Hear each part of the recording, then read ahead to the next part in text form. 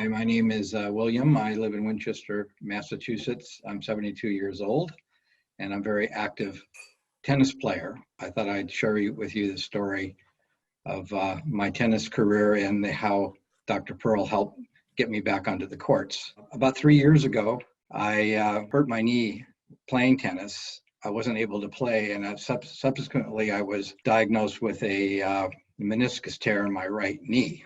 After going through various doctors and rehabs, I ended up having to have a meniscus tear surgery with an orthopedic surgeon. And that process of rehab was very lengthy and painful.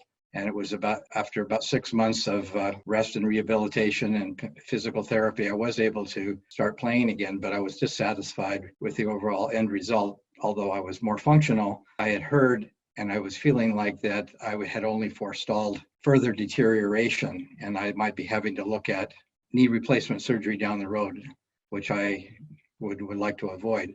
So I started doing research into restorative techniques and started researching therapy and became aware of Dr. Pearl's clinic and had some consultations with her, and she had an approach that might be able to help my knee. So I ended up having, this was about 18 months ago, having injections, PRP, and shockwave. And I think there were 3 treatment in the 90 days that I went through the process.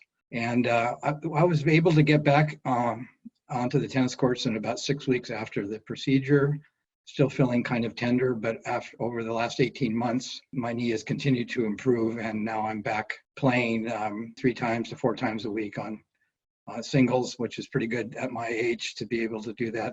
So I'm very happy with the improvement in my knee.